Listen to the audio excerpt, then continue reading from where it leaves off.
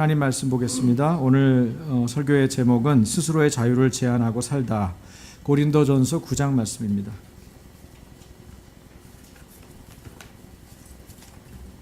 고린도전서 9장 18절과 19절 말씀. 한 목소리로 같이 읽을까요? 그런즉 내 상이 무엇이냐? 내가 복음을 전할 때 값없이 전하고 복음으로 말미암아 내게 있는 권리를 다 쓰지 아니하는 이것이로다. 내가 모든 사람에게서 자유로우나 스스로 모든 사람에게 종이 된 것은 더 많은 사람을 얻고자 함이라. 아멘. 예수님이 말씀하시기를 으뜸이 되고자 하는 자는 먼저 종이 되어야 할 거다, 그렇게 말을 했고요. 예수님은 섬김을 받으려 하러 오시지 않았고 섬기러 왔다, 그렇게 말씀해 주셨던 것을 우리가 기억합니다. 이것이 예수 믿는 사람의 마음이고 예수 믿는 사람의 정신이어야 하죠. 그 자세와 태도가 참 중요하다고 생각합니다. 그래서 예수 믿으면 점점점 벼가 익은 것처럼 고개가 숙여지고, 그죠? 열매는 연그러서 점점점 무게감이 느껴지고, 그래서 예수 믿으면 가벼운 사람은 없습니다. 몸무게는 늘씬해가지고 가벼울지 몰라도 삶은 무게감이 있어요. 그죠? 언어도 무게감이 있고요. 다른 사람을 섬길 때도 무게감이 있고. 여러분, 우리는 예수 믿는 그리스도의 종입니다. 할렐루야. 일제시대를 비롯한 현 근대사, 근현대사를 배경으로 한 영화가 몇 년 전부터 계속 끊어지지 않고 나오고 있는 것 여러분 눈치채서 잘 알고 계실 겁니다. 과거를 되돌아본다는 거는요, 사실은 우리나라 사람들이 여유가 좀 생겼다는 얘기입니다. 사실 뒤를 돌아볼 정신이 없죠. 보통은 그냥 앞으로만 갑니다. 경제개발 5개년 계획 있었던 70년대 같은 경우는요, 뭐 어디 뒤를 보겠어요? 뭐 뒤 봐야 못 살았던 과거밖에 안 생각나니까 앞으로 이 보릿고개 어떻게 넘길 거냐, 먹고 살려면 어떻게 할 거냐, 그 생각밖에는 안 하는 거예요. 그래서 오로지 먹고 사는 일, 그래서 함께 협력하고 공동체로서 어떻게 이 어려움 난관을 뚫고 나갈 거냐, 그 목표가 뚜렷했기 때문에 우리나라가 굉장히 밀접하게 밀도 있게 단합되고 그 일들을 해냈죠. 그래서 우리 어른들이 많은 고초와 고난과 여러 가지 수많은 과제가 있었습니다. 그 과제를 들여다볼 정신도 없이 그냥 그 일 하나 얻으려고 모든 대가를 지불해 가면서 그 일을 했던 것을 기억할 수 있어요. 그래서 사실은 아프고 슬픈 역사입니다. 마주하고 싶지 않았던 그런 역사인데도 영화들을 통해서 과거를 되돌아보고 우리 어른들, 아버지 세대, 할아버지 세대가 어떻게 지내셨는지, 할머니 세대, 어머니 세대가 어떻게 수모를 겪고 고난을 이겨냈는지 그것을 되돌아볼 수 있다는 점에서 긍정적이다. 그리고 과거를 모르고 오늘과 미래가 있을 수 없기 때문에 오늘과 내일을 우리가 살피고 전진하려면 과거를 돌아볼 수 있는 그런 영화들은 우리한테 굉장한 거울이 될 수 있다, 그런 생각을 합니다. 대한제국 마지막 황녀의 비극적 인생을 그린 영화. 근데 이게 실존 인물의 영화적 상상을 더했기 때문에 이게 좀 역사는 아니다 이렇게 말은 있지만, 어쨌든 그 당시의 상황에 대해 생각해 볼 수 있는 덕혜옹주가 있었고요. 6.25 전쟁의 판도를 뒤바꾼 작전을 배경으로 숨어있는 영웅들을 묘사한 인천 상륙작전이 있었고, 그리고 1920년대 말에 독립운동에 운동하던 사람들의 일원인 의열단을 소재로 한 밀정이 있었고요. 그 밖에 등등 여러 가지 영화들이 있었는데 이 영화들이 하나같이 비극적이었죠. 죽어서는 안 되는 사람들이 죽고 찾아야만 하는 사람들, 찾아야만 하는 것들을 찾지 못하고, 받아서는 안 되는 상처 받게 됐고, 또 잃어서는 안 되는 것들을 잃어버려야 했기 때문에 참 비참했다, 비극이었다, 그렇게 말을 할 수가 있어요. 그 중에 하나는 뭐냐면 자유입니다. 자유를 잃어버린 세대, 자유를 잃어버린 시대를 우리 어르신들은 지냈죠. 우리가 일상에서 평범하게 누려야 하는 그런 자유를 일제시대와 전쟁 통해서 경제 발전의 추진 과정에서 사람들은 보류당하거나 상실당하고 살았습니다. 고통스러운 비극이었죠. 어제 건군 68주년 국군의 날 기념식에 참석한 박근혜 대통령이 이런 얘기를 했다고 그래요. 북한 군인과 주민 여러분, 북한 주민 여러분들이 희생과 삶을 찾도록 길을 열어 놓을 것입니다. 언제든 대한민국의 자유로운 터전으로 오시기를 바랍니다. 그러면서 우리 대한민국은 북한 정권의 도발과 반인류적 통치가 종식될 수 있도록 북한 주민 여러분들에게 진실을 알리고 여러분 모두 인간의 존엄을 존중받고 행복을 추구하며 살아갈 수 있도록 최선의 노력을 다할 것입니다. 라고 다짐했죠. 북한 정권과 주민을 떼놓고 분리해서 상대하겠다고 하는 대통령의 강한 의지, 그리고 이제 국가 정책의 좀 더 구체적인 부분들을 보여줬다고 볼 수 있습니다. 박 대통령은 그리고 또 이렇게 얘기했어요. 우리는 여러분이 처한 참혹한 실상을 잘 알고 있습니다. 국제사회 역시 북한 정권의 인권 탄압을 심각하게 우려하고 있습니다. 인류 보편의 가치인 자유와 민주, 인권과 복지는 여러분도 누릴 수 있는 소중한 권리입니다. 라고 강조했다는 거죠. 저는 제가 설교를 이렇게 준비해서 그런지 모르지만은 자유라는 단어가 계속해서 반복해서 들어오더라고요. 마치 말씀을 그렇게 준비하고 있는데 이 자유에 대한 이야기들을 계속하는 거죠. 전쟁, 주권 침탈, 나쁜 정권은 사람의 자유를 구속합니다. 그래서 나쁜 정권이에요. 사람의 자유를 구속해요. 이러한 일을 일으키는 배후의 사탄은 진리를 가리고 사람들의 자유를 구속하죠. 자유를 주는 것처럼 속이지만 여러분, 사탄도 자유를 줄 것처럼 속입니다. 우리가 잘 알아야 돼요. 사탄은 자유를 줄 것처럼 속입니다. 포장합니다. 그런데 거짓이죠. 사단에게 넘어간 사람은 그래서 그의 자유를 속박당하고 묶이게 되는 것을 반드시 알아야 됩니다. 사단은, 따라서 해보시죠. 사단은 거짓의 아비다. 주님이 주신 소중하고 귀한 것들을 빼앗는 도적이 바로 사탄입니다. 반면에 우리 예수님은 우리에게 자유를 주시려고 오셨습니다. 예수님은 우리에게 자유를 주시려고 오셨어요. 갈라디아서 5장 1절입니다. 우리 형제님들만 읽습니다. 그리스도께서 우리를 자유롭게 하려고 자유를 주셨으니 그러므로 굳건하게 서서 다시는 종의 멍에를 매지 말라. 그 다음에 요한복음 8장 31절 하반절에서 우리 자매님들, 너희가 내 말에 거하면 참으로 내 제자가 되고 진리를 알지니 진리가 너희를 자유롭게 하리라. 우리 다 같이 요한복음 8장, 그러므로 아들이 너희를 자유롭게 하면 너희가 참으로 자유로우리라. 그렇기 때문에 누구든지 우리 주님이 우리 자유를 막는 분이다 라고 오해시키는 것은 사단에게 속는 것입니다. 예수 믿으면 자유가 구속될 것 같아요, 이렇게 하고 안 믿는 분들이 많아요. 혹시 예수 믿으면 내 삶이 구속당해서 아무것도 못하는 거 아닌지 모르겠어요, 그렇게 생각하는 분들이 있어요. 근데 일면 맞는 얘기죠. 어떤 면에서 맞습니까? 우리가 교회를 다니고 종교인이 되면 그래요. 종교인으로만 살면 여러분이 구속당해요. 이단에 사로잡힌 사람들은 그 삶이 구속당해서 가정도 없고 사회생활도 없고 아무것도 없어요. 그래서 얼마나 비참하게 살아가는지 몰라요. 신학이 잘못된 상황에서도 역시 동일한 문제가 있을 수 있어요. 그러니까 진리를 알아야 하는데 진리를 알지 못하면, 진리이신 예수님을 만나야 하는데 진리이신 예수님을 만나지 못하면 자유가 없어요. 오히려 자유를 구속당해요. 자유인 것처럼 포장하지만 사실은 자유 없이 살아갈 수밖에 없어요. 노예 생활을 하는 거죠. 또 다른 노예 생활. 사단에게 속지 않고 넘어가서는 안 되는 거죠. 주님은 우리가 진리를 알고 진리 안에서 자유를 누리기 원하십니다. 그래서 모든 율법과 질병과 죽음의 저주와 속박에서 우리를 자유롭게 하신 분이 누구십니까? 예수님이시죠.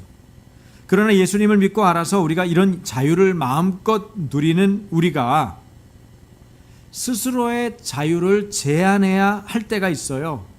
왜 그렇습니까? 그것이 예수 믿는 사람의 삶의 모습이기 때문에 그렇습니다.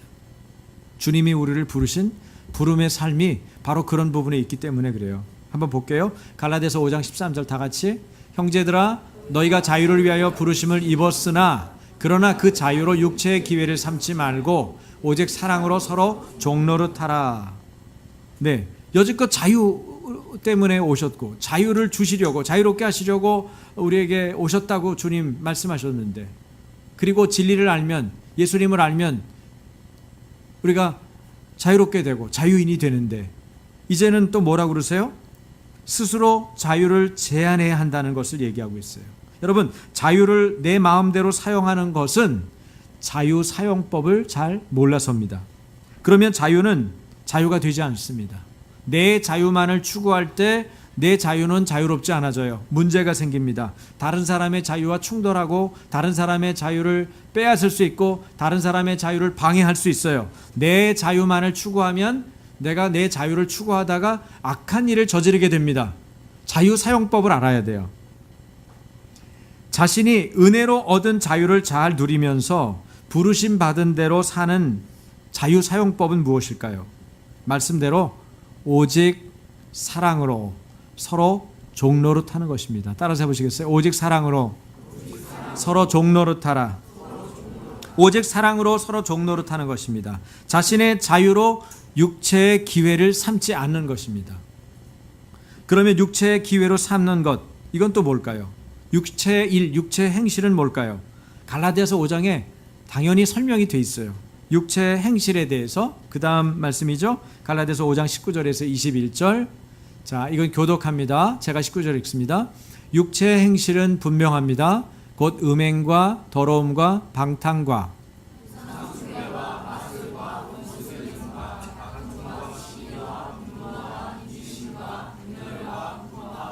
질투와 술취함과 흥청거리는 연애와 또 이와 비슷한 것들입니다. 내가 전에도 여러분에게 경고하였지만 이제 또다시 경고합니다. 다 같이. 이런 일을 하는 사람들은 하나님의 나라를 유업으로 받지 못할 것입니다. 맨 마지막에 경고문부터 보죠. 하나님 나라 출입 금지. 누구예요? 육체 행실이 분명한 사람들.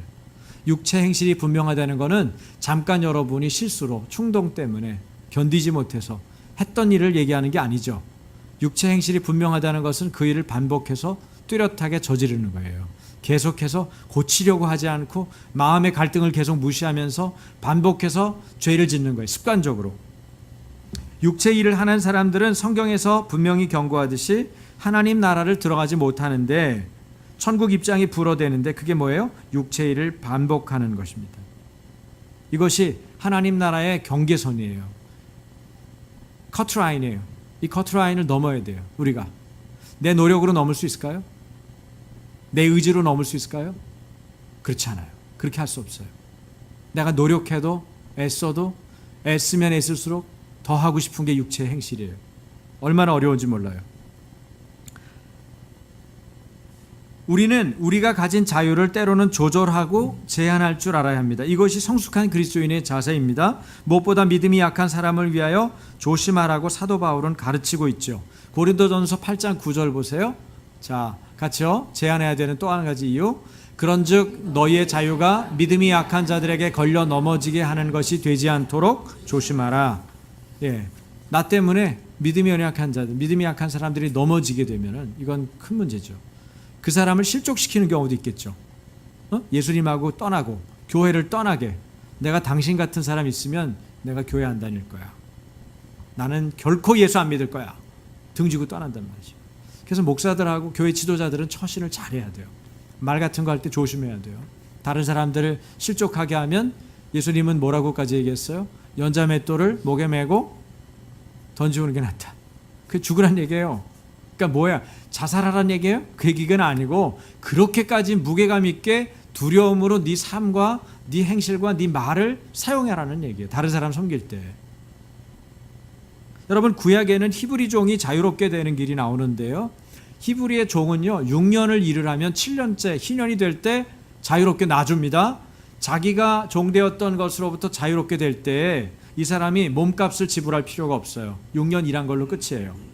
그리고 자기 아내가 있으면 그 아내도 같이 나옵니다. 아내도 자유인이 돼요. 근데 문제가 하나 있어요. 어떤 경우가 제한적이냐면 거기서 주인이 상전이 여자를 줬는데 그래서 결혼을 했는데 결혼해서 둘이 자녀를 낳았어요. 그럼 둘이 자녀를 낳으면 그 자녀와 아내를 처자식을 다 데리고 나가고 싶을 거 아니에요. 자기가 7년째 자유인이 되면. 그런데 자유인에서 나가려고 하면은 이제는 값을 치러야 되는 거예요. 그래서 어떻게 해요? 남자들이 자유인이 되지 않아요. 대부분이. 어떻게 하냐면 재판장에게 가서 자기 귀를 이 문설주 같은 데다 대고 송곳으로 뚫어요. 귀 뚫는 거는 바로 거기서 출발한 거예요. 귀를 뚫어서 뭐예요? 나는 이 주인의 것입니다. 자기 자유를 제한하고 오히려 주인에게 구속해요. 왜? 사랑하는 처자식하고 떨어지기 싫어서. 처자식이 주인의 소유잖아요. 그러니까 결혼을 해서 여자인 경우에는 내보내주지만 자식까지 있을 때는 이 주인에게 너무 손실이 클 거 아니겠어요. 그러니까 결정하는 거예요. 그래도 난 자유인이 되겠다 그러면 도망가버리는, 나가는 거야. 주인한테 얘기하고 나가버리는 거고. 그렇게 매몰찬 남자들도 있었겠죠. 나는 내 처자식, 사랑하는 처자식과 같이 살고프다. 그러면 귀를 뚫고 주인에게 자기가 다시 스스로 종이 되는 거예요. 누구 때문에? 처자식, 사랑하는 처자식하고 함께 살고 싶기 때문에 자기가 선택하는 거예요. 사랑 때문에 자유인이 될 자신의 자유를 포기하고 스스로 종이 되는 경우가 구약에 있었죠.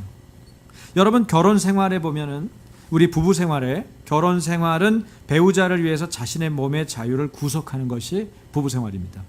자신 몸을 자신이 주장하려고 하기 때문에 부부 문제가 생겨요.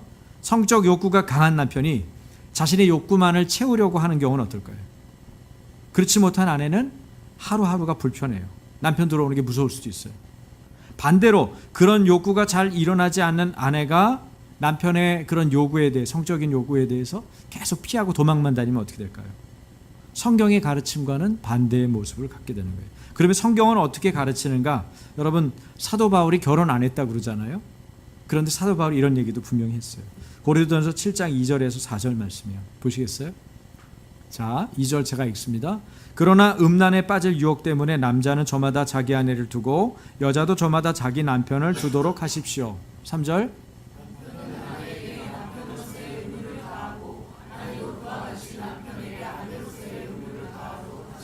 4절 다 같이. 아내는 자기 몸을 마음대로 주장하지 못하고 남편이 주장합니다. 이와 마찬가지로 남편도 자기 몸을 마음대로 주장하지 못하고 아내가 주장합니다. 이렇게 나와 있어요. 아내의 몸은 누가 주장해요? 남편이 주장하고, 남편의 몸은 아내가 주장하라. 그렇게 가르쳐요. 서로를 사랑하는 마음으로 각자의 자유, 자기 자신의 자유를 제한하라는 거예요. 그래서 배우자를 섬기기 위해, 여기서는 뭘 섬기는 거예요? 부부관계를 말하는 거죠. 배우자를 섬기기 위해서 자신의 몸을 내주라는 거예요. 자기가 원할 때 아니더라도. 여기 보면 3절에 보면 남편은 아내에게 남편으로서의 의무를 다하고 아내도 그와 같이 남편에게 아내로서의 의무를 다하도록 하십시오. 의무를 다한다는 게 뭘까요? 이게 원어적으로 보면 글자 그대로 본다면 빚을 갚으라는 거예요. 의무를 다하고, 뭐에 대한 빚? 사랑의 빚이죠. 배우자에 대한 성적인 의무를 다하라는 거예요. 이게 부부관계예요. 여기서도 뭐예요? 자기 자신의 자유를 구속하는 부분에 대해서 가르치고 있는 거예요. 여러분, 우리는 자유인입니다. 예수님이 우리에게 왔을 때 우리는 진정한 자유를 누리게 되죠. 그럼에도 불구하고 우리 주님은 동일하게 사도를 통해서 또 당신이 직접 무슨 말씀을 하세요? 너가 자유를 원하냐? 그러면 네 자유를 제한하고 구속해라. 그렇게 말하는 거예요. 그렇습니다. 그리스도인은 스스로의 자유를 제한해야 돼요.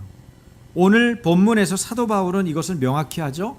오늘 본문을 올려주십시오. 고린도전서 9장 18절 19절. 네, 제가 먼저 읽습니다. 그런즉 내 상이 무엇이냐? 내가 복음을 전할 때 값없이 전하고 복음으로 말미암아 내게 있는 권리를 다 쓰지 아니하는 이것이로다. 19절 다 같이. 내가 모든 사람에게서 자유로우나 스스로 모든 사람에게 종이 된 것은 더 많은 사람을 얻고자 함이라. 여러분, 하고 싶은 대로 사는 것은 진정한 자유인이 아니에요. 그리고 크리스찬 아닙니다. 성숙한 크리스찬이라고 볼 수 없어요. 자기 멋대로, 자기가 하고 싶은 대로, 자기가 행하고 싶은 대로 살아가는 그것은 진정한 성숙한 크리스찬이 아닙니다. 바울은 자신의 권리를 다 쓰지 않았죠. 심지어는 자기가 전한 곳에서, 복음을 전한 곳에서 사례도 안 받았어요. 자기의 권리를 주장하지 않았어요. 모든 사도들이 자기의 필요를 채워야 되기 때문에 당연히 사례를 받아야 됩니다. 그렇지 않겠어요? 생활비를 어디서 하겠어요? 그 일에 매달리지 않는 이상. 이유는 뭐예요? 혹시 돈을 챙긴다 이런 오해를 받아서 복음이 막힐까 봐 자기가 텐트를 끼워가면서 만들어서 팔면서 복음을 전했어요. 복음 때문이죠. 더 많은 사람을 얻기 위해서 그랬다고 그래요. 목표 때문에, 목적 때문에 중간에 전략들은 바꿀 수 있는 거죠. 우리가 다른 사람을 섬기기 위해서 얼마든지 손해를 보는 게 중요해요. 그것이 복음을 맡은 크리스찬의 삶입니다. 주님이 일하시도록 하기 위해서입니다. 엄밀히 말하면 종이 될 수 있는 자유를 스스로 선택하는 것입니다. 마가복음 5장에는 거라사인 지방에 귀신 들린 사람 얘기가 나와요. 그 귀신 들린 사람을 예수님이 만나 주셨죠. 여러분 마가복음 5장으로 건너가 볼게요. 오늘 성경을 좀 여러 곳을 봅니다만은 결국 주제는 자유라고 하는 부분에 대해서 여러분이 계속 체크를 해보세요. 자, 제가 1절 2절 읽을게요. 예수께서 바다 건너편 거라사인의 지방에 이르러 배에서 나오심에 곧 더러운 귀신 들린 사람이 무덤 사이에서 나와 예수를 만나니라. 3절 4절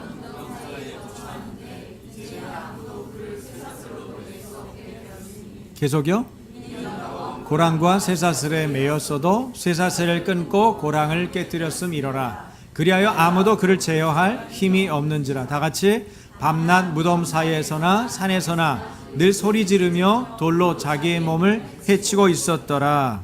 여러분 여기서 귀신 들린 사람의 특징이 뭡니까? 여러분이 한번 찾아보십시오. 이게 들려주는 설교만 하면은 재미없어요. 졸리고, 그렇죠? 근데 여러분이 이 거라사인 지방에 예수님 따라 그 광인을 만났다고 생각해 보세요. 그리고 저 스토리를 보면서 거라사인 광인, 거라사인 귀신 들린 이 사람의 귀신 들린 사람의 특징이 뭔지를 한번 찾아보세요. 한번 찾아보실래요? 우리 이쪽 편에 있는 우리 전 집사님 이쪽의 그룹이 한번 얘기해 보세요. 누가 어떤 게 특징이죠? 이쪽에서 한 분이 얘기해 보세요. 힘이 셉니다. 네, 힘이 셉니다. 힘이 보통 사람의 힘이 아니죠. 여자가 귀신 들리면요 남자도 해치웁니다. 네, 또 얘기해 보세요. 네? 네, 집에 살지 않고 정상적이지 않죠. 사는 거처가 정상적이지 않은 무덤 사이에 거처예요. 아니 귀신이 안 들렸으면 무서워서 살겠어요? 자기네 동네니까 살지. 또요. 네? 소리를 지르는데 어떻게 했다고요? 네? 네, 자기 몸을 해치고 그리고 늘 소리를 지르고. 그냥 소리 지르는 건 괜찮아. 소리 지를 수 있잖아. 그럼 우리 소리 지르는 사람들 다 이상하게 보면 안 되니까 늘 소리를 지르요. 조절이 안 돼. 안 지르는 거가 안 되는 거죠. 네? 통제력을 잃었어요. 그렇죠? 자기가 자기 소리를 억제하지 못해요. 그리고 자기 몸을 해쳐요. 자기 몸을 왜 해쳐요? 자기 몸을 상하게 하는 건 귀신 들린 거예요.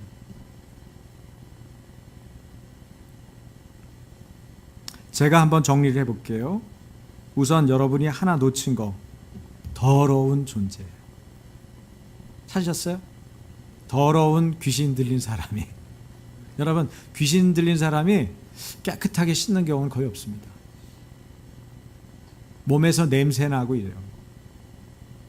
여러분 이 귀신 들리지는 않았어도 몸이 지나치게 지저분하고 잘 안 씻는 분들이 있죠. 조심해야 돼요. 농담이 아니에요. 그쪽으로 갈 수 있어요. 조심해야 돼요. 더러운 걸 좋아하는 거는 피해야 돼요. 두 번째, 아까 말씀드린 대로 통제가 불가능해요. 적절하지 못한 곳에 거처를 마련하고 무덤 사이에 산다는 게 이상하잖아요. 어떻게 이상한 이런 곳에 사냔 말이에요. 귀신 들렸기 때문에 사는 거예요. 그리고 아무도 이 사람 쇠사슬로 맬 수가 없어요. 통제가 불가능하다니까요. 더 단단한 고랑도 깨트렸어요. 이 사람을 제어할 힘이 없어요. 보통 힘이 아닌 거죠. 귀신 든 이 사람 속에 있는 귀신이 또 보통 귀신이 아니에요. 그래서 자기 멋대로 살게 내버려 두고 강력한 힘을 발휘해서 아무도 그를 통제하거나 붙잡아 둘 수가 없어요. 여러분이 귀신 들린 거라사인의 귀신 들린 이 사람을 통해서 하나 배울 수 있는 게 있어요. 그건 뭐냐면 제한되지 않는 자유. 제한되지 않은 자유, 구속되지 않은 이 자유는 하나님께 붙잡히지 않은 사람의 행동 유형이라는 걸 아셔야 돼요. 하나님께 붙잡히고 성령께 사로잡힌 사람들 특징은 뭐예요? 성령님의 제어가 가능하다는 거예요. 성령님이 나를 컨트롤한다는 거예요. 내 마음이 어떤 불편한 길로 가려고 그럴 때 내 양심이 불편해지면서 성령님이 제어하죠. 그리 가면 안 된다. 그럼 또 그게 내가 안 되겠다. 내가 하고 싶었는데 하지 말아야겠다. 이거죠. 하나님이 싫어하시는구나. 딱 제어가 된단 말이에요. 그건 뭐예요? 내가 마귀에게 붙잡힌 게 아니고 그래서 제어할 수 없는 그런 존재가 된 게 아니고 성령님이 나를 제어하시니까 제어가 되는 존재가 됐구나라는 눈치챌 수 있죠. 하나님의 영 성령님께 사로잡힌 사람은 스스로 자신의 자유를 제한합니다. 그래서 성령님의 임재하심과 임재하셔서 나타나는 성령님의 다루심, 컨트롤, 통제가 쉬워지는 거예요. 제멋대로 사는 거라사 광인이 미친 짓을 해서 5장 5절에 보니까 밤낮 무덤 사이에서나 산에서나 늘 소리 지르며 돌로 자기의 몸을 해치고 있었다. 그렇게 말합니다. 아주 상태가 누구에게 사로잡혀 있는지를 극명하게 보여주는 그런 대목이죠. 여러분, 오늘의 현대인들은 뭘 해도 구속받기 싫어합니다. 자신의 자유를 건드리는 거 굉장히 힘듭니다. 자기 멋대로 살고 싶어 합니다. 그러나 사람은 제한받고 살아야 합니다. 나라, 가정, 남편, 아내, 자녀, 교인으로부터 제한받고 살아야 돼요. 서로가 서로를 제한해야 돼요. 제가 그 일본 그 교통 이런 차들 다니는 길에 도로에 대한 안전하는 것들을 보면요. 우리는 보통 볼대를 세워놓고 그 다음에 속도 몇입니다. 그리고 뭐 사진 카메라 달아놓고 그러잖아요. 근데 일본은 확실히 역사가 오래돼서 그런지 좀 더 구체적인 방법을 쓰더라고요. 길을 좁혀버리더라고요. 과속할 수 있어요, 못해요? 길을 좁힌다니까요. 길이 좁아져가지고 갑자기 빨리 달릴 수가 없게. 어느 누구도 재주가 없는 거예요. 천천히 가야만 돼요. 뭘 아는 거죠? 사람이 스스로를 통제할 수 없다는 것을 아는 것입니다. 여러분, 사람의 본성을 아는 것이 여러분이 직장일을 하시든 인간관계를 끌고 가든 또 가정에서든 여러분이 영적인 생활을 하든 이게 참 중요해요. 사람이 어떤 존재인지를 알아야 돼요. 인간은 죄인입니다. 그 죄성을 스스로 컨트롤한다는 건 성령님께 사로잡히지 않는 이상은 어려운 거예요. 자기 자신을 구속하기 위해서 우리는 예배에 왔어요. 여러분, 우리의 자유를 어떤 면에서는 제한하기 위해서 하나님께 우리를 드리는 것입니다. 헌신이라는 것은 내 삶을 주님께 구속하겠습니다. 주님의 제한을 내가 받아들이겠습니다. 라고 하는 거예요. 그거를 받아들일 때 성령님이 나를 만지시는 거예요. 여러분이 여러분을 디자인하셨어요? 여러분이 여러분의 인생 설계를 하셨어요? 여러분이 여러분의 앞날을 알아서 가실 수 있어요? 오늘 우리 아이를 낳았죠? 우리 왕집사님네 가정에 아이가 나왔어요.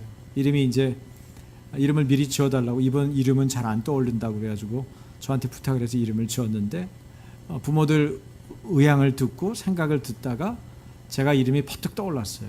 승찬. 이길 승자에다가 찬양할 찬자죠. 이김을 찬양하는 거예요. 근데 누구의 이김인 줄 아세요? 자기들이 이기는 거 말고요. 왕씨잖아. 왕이 이기는 것을 찬양하는 거예요. 네? 왕의 이김을 찬양하는 인물이 오늘 나온 거야. 근데 이것은 어떤 면에서 보면 우리 교회에 주시는 하나님의 표징이라고 생각해요. 여러분은 어떻게 생각하세요? 오늘 새벽 5시 12분에 나왔어요. 여러분의 삶에 왕이 오셨어요. 찾아오셨어요. 지금 와 계세요. 그런데 왕이 여러분을 다스리고 계세요. 그 왕의 이김을 찬양하시겠습니까? 할렐루야. 저는 오늘 예배하면서 굉장히 좀 특별한 그 감동이 있었어요. 우리가 새로운 것에 대해서 하나님께서 뚫어주시겠구나. 그런 믿음이 제 안에 왔어요. 왕이 이기시는 것이 중요합니다. 예수님이 오셔서 예수님이 우리를 사로잡는 게 중요해요. 내가 주도하는 인생은 거기서 거기입니다. 왕집사하고 얘기를 하면서 그랬어요. 소연이 집사 출산 얘기를 좀 나누면서, 왕집사, 우리가 사실 할 수 있는 게 별로 없는 것 같지? 왕집사가, 정말 그래요 목사님. 대신 놔줄 수도 없지. 그죠? 죽은 사람 살릴 수도 없지. 비가 안 와가지고 농작물이 말라는데 어디서 빗물을 갖다 떨어뜨려 줄 수도 없지. 여러분, 혈관이 막히면, 제가 일부 막혔습니다마는 혈관을 뚫을 수가 없어요. 그 좋은 과학을 통원해서도. 여러분, 우리가 할 줄 아는 게 몇 가지가 없더라고요. 결정적인 거는 다 하나님이 하시지 않으면 아무것도 되는 게 없어요. 여러분, 이 거라사 지방의 이 광인, 귀신 들린 사람을요, 이 갈릴리 호수의 건너편에 있었거든요. 그런데 지금 이게 마가복음 5장의 상황이잖아요. 근데 여러분이 조금 더 아셔야 되는 부분이 있어요. 마가복음 4장에 무슨 일이 있었냐는 거예요. 마가복음 4장은 바다를, 거기서 사역을 하시던 주님이 피곤하셔서 고물에 머리를 베고 주무셔야 될 정도로 엄청 피곤한 상황인데, 여러분, 이 갈릴리 바다는요, 파도가 장난 아니게 이 기온차에 의해서 치는 거예요. 북쪽에 헐몬산이 있죠. 헐몬산이 차갑잖아요. 산이 높고 거긴 이스라엘에서 유일하게 눈이 보이는 곳이거든요. 그런데 그 헐몬산에 찬 기온이 내려올 거 아니겠어요. 그 다음에 동쪽에도 산이 있어요. 서쪽에는 지중해가 있잖아요. 그러니까 바람이 어디서 불어요? 북쪽에서 불고 한번 치죠. 그 다음에 또 동쪽에서 불죠. 그래서 그런 바람이 치고 받고 하는 과정에서 돌풍이 일어나는 거예요. 그래서 저녁에는 거기 갔다 오신, 저녁에 갈릴리 호수를 간다고 이렇게 갔다가 바다가, 어디가 바다야, 호수밖에 없는데 큰 무슨 바람이 불겠나 그랬다가 엄청나게 이게 파도가 들어오고 막 물결이 쳐가지고 물이 들어와가지고 너무 죽을 뻔했다, 놀랬다, 그런 얘기를 하시는 분들이 있어요. 전혀 그럴 것 같지 않거든요. 낮에는 아주 평범하고 바다가 아니라 호수지. 호수니까 아주 물결이 없잖아요. 그러고 있는데 저녁에는 안 그래요. 그래가지고 저녁에 돌풍이 일어나서 사람이 죽기도 하고 배가 뒤집히기도 하는 거예요. 그런데 거기 여기 이 마가복음 4장에 보면 때가 언제면 저물 때에, 날이 저물 때에 그렇게 나와요. 그럼 날이 저물 때에 가야 되겠어요? 가지 말아야겠어요? 예수님이 여기서 쭉 자라신 분인데, 또 제자들 중에는 갈릴리에서 물고기 낚는 사람들도 있었잖아요. 어부 출신들. 그럼 이때 저물 때에 가야 되겠어요? 가지 말아야겠어요? 가지 말아야죠. 그런데 예수님이 가자고 그러셨죠. 그리고 가가지고 가다가 풍랑이 일었죠. 풍랑이 일어서 난리가 났죠. 근데 결국 예수님이 잠잠케 하고 그걸 조용히 시키지만, 그러면 왜 그 힘든데 밤에 저물 때에 예수님 피곤하신데 제자들까지 끌고, 이쪽도 사역도 많은데 굳이 거길 건너갔냔 말이에요. 여러분 그걸 아셔야 돼요. 왜? 첫 번째는요, 예수님께서 제자들에게 당신이 누구인지를 보여주기 위해서 건너간 거예요. 예수님은 당신을 계시해 주시는 분이에요. 예수님 만나 생활하는 동안에 우리가 교회 생활하고 신앙 생활할 때 가장 핵심적인 건 뭐예요? 예수님을 알아가는 겁니다. 예수님을 체험하는 거예요. 경험하는 거예요. 그분을 계속 만나는 거예요. 그게 없으면 신앙 생활이 너무 재미없어요. 그렇게 하는 거는 종교 생활이에요. 교회에 왔다 갔다 뭐 헌금 많이 하시고 봉사해도 아무 소용없어요. 왜? 예수님하고 무관한 생활을 한 거니까. 그런데 예수님을 알아가면 알아갈수록 너무너무 행복하죠. 그분의 진리의 말씀이 내 말씀이 되고, 나를 위해서 하신 일들을 경험하고 나를 향한 하나님의 사랑을 온전하게 느낄 수 있기 때문에 그것이 신앙생활의 묘미예요. 그 첫 번째는 그 이외에. 두 번째는 예수님이 거길 건너가시도록 한 거는 누구예요? 거라사 지방에 귀신 들린 이 한 사람 때문이에요. 보세요. 이 사람 만나고 돌아오세요. 이 사람 만나고 돌아오신다니까. 그냥 철수야 하루. 그러니까 거라사 지방의 이 광인을 만나려고 예수님은 거기까지 가신 거예요. 자신의 사역을 구속하고 제안한 거죠. 그 자유롭게 이런저런 일 할 수 있고 더 많은 사람에게 사역하고, 이것이 예수님의 방법이 아니에요. 예수님은 항상 한 사람에게 관심이 있어요. 나한테 뭐까지 내가 이런 처지인데 나까지 주님이 신경 쓰시겠어요? 무슨 말씀이세요? 거라사에 귀신 들린 사람도 관심을 가졌다니까요. 이 사람은 100%의 자유를 누리려고 하는 사람입니다. 거라사 광인의 이름이 뭐죠? 예수님이 물었어요. 내 이름이 무엇이냐? 그랬더니 군대다. 군대라는 거 귀신이 떼거지로 있다는 거죠. 네? 어떤 목사님이 목회 사역하는데 만나서 귀신 들린 사람한테 물었더니 그 사람도 군대 그러더라고요. 자긴 군대를 만난 경험이 있다고 그러시더라고요.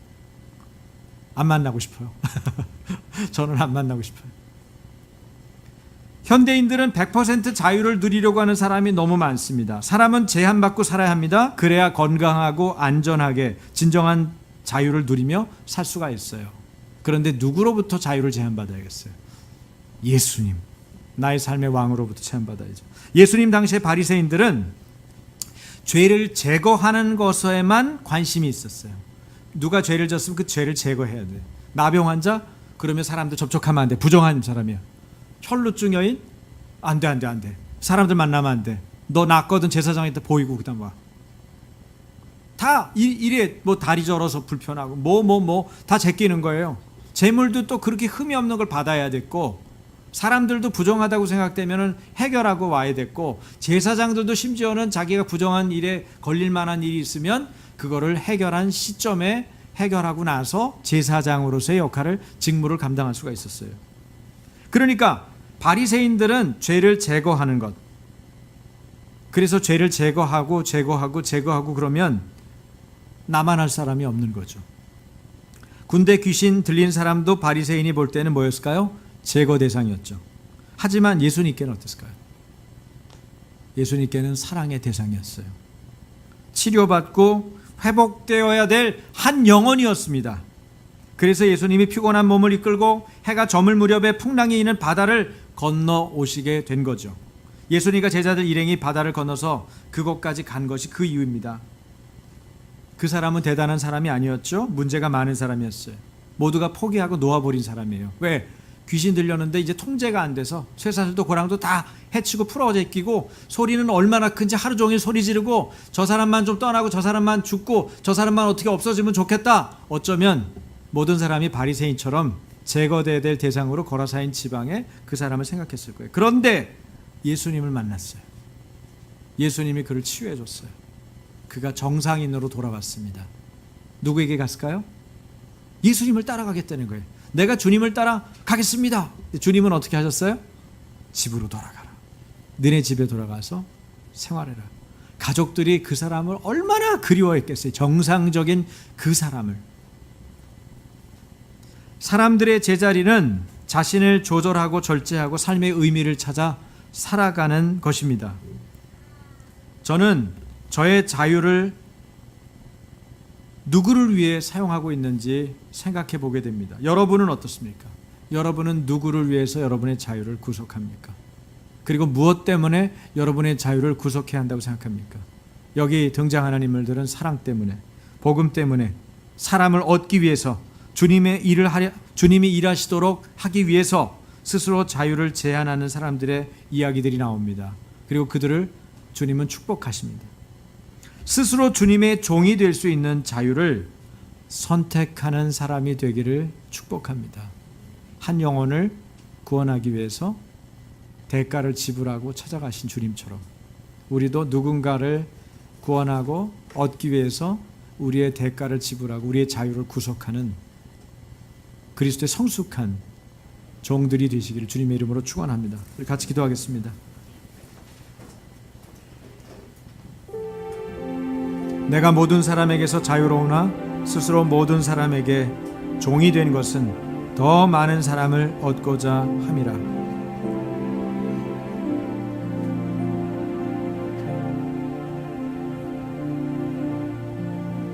예수 안에서 우리의 자유를 구가하고 우리의 자유를 누리기에만 급급했던 저희들입니다. 주님, 저희들을 불쌍히 여기셔서 이제 예수님의 사랑을 알고 예수님이 자유를 주시기 위해서 치르신 대가를 기억하고 우리도 예수님 닮아서 우리 자신의 스스로의 자유를 구속하고 예수님의 종으로서 많은 사람의 종으로서 섬기는 자가 되기를 원합니다. 주님, 스스로의 자유를 구속하지만 그것이 기쁨으로, 감사함으로, 주님의 은혜에 대한 만족함으로 그 일들을 진행할 수 있도록, 스스로 종되기를 선택하는 크리스찬들이 될 수 있도록 이 시간 성령님, 예수님을 계시해 주시고 보여주신 것처럼 우리로 하여금 예수님을 사모하고 예수님처럼 살기를 결단하는 이 시간이 되게 해 주십시오. 우리가 한 목소리 이 시간 같이 기도하겠습니다. 아버지 하나님, Yes, we are like